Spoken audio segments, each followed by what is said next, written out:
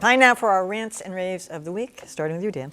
I have a rant for the U.S. Department of Justice, which recently intervened in the sale of the Orange County Register to Tribune Publishing, which owns the Los Angeles Times, saying this can't be allowed because it would reduce competition in Southern California. The bankruptcy judge went along with the Department of Justice, so the kibosh was put on the sale. Instead, the Register and its sister paper ended up in the hands of Digital First Media, which also owns a bunch of papers out there, although they're smaller. They are not as good a steward of journalism as the LA Times has tended to be, and the dismantling is now in the works. The sale was made final Thursday.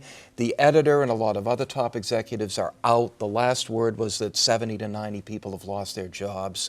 I'm sure there would have been some downsizing regardless of what happened, but this is just an old-fashioned application of antitrust law in a situation where everybody's losing money. Give them a chance to try to, put things on an even footing here. All right, Joanna.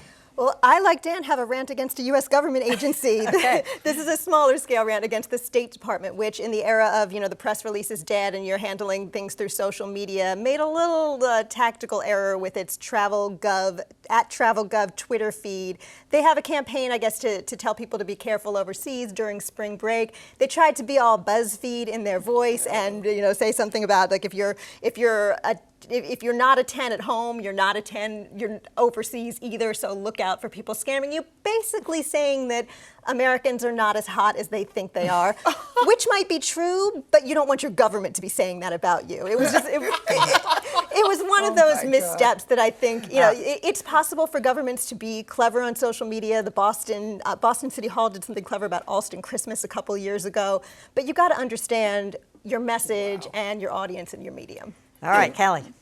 I'm very excited and watching the growth while we're talking because neither one of these sites have launched. I'm raving. 2 new sites that are coming up. One on ESPN. People are going to be surprised. Yeah. Yes. And the other one on HBO. And they're both sports related, but they're sports and culture, which I love. And there are very smart people attached to both. So Kevin Merida, we've talked about here, was the deputy manager at the Washington Post and left, and many people were quite sad about it, was tapped to do this site, The Vertical, called The Undefeated for ESPN. It was started by another guy, didn't go anywhere. He has just been hiring these fantastic people, very talented. So just can't wait to see what's going to happen there. And then Bill Simmons, whom, as you know, left ESPN or was kicked out or whatever happened there. Anyway, he got picked up by HBO and is doing another vertical called The Ringer. Same kind of thing with sports and culture.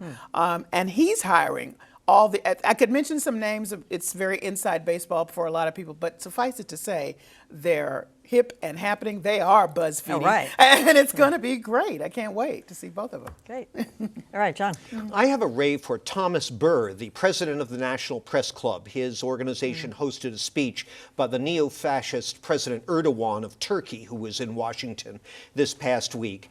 Before Erdogan even arrived to spew his lies about the gross mistreatment of journalists in Turkey, his thugs, his hired thug security detail, was physically and verbally hassling protesters and journalists outside the hall.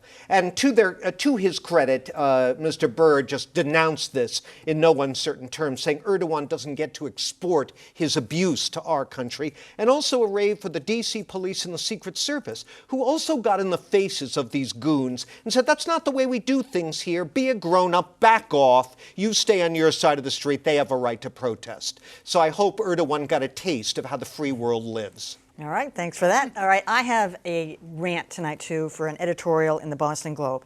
Regardless of how you feel about the public access bill or the bathroom bill, as everybody now uses it in the vernacular, I think it's important for journalists to be careful about the language they use, because you can take a side. Here's what the Boston Globe said earlier this week, that people labeled at birth. The bill protects gender to those labeled at birth as one gender or another. Now, forgive me, but you're not labeled at birth. That's, a label is something you're called. You are something at birth. If along the lines you feel like you're somebody else, that's fine. But this is the terminology of the people who want to pass this bill. I'm just saying that's not the language you use.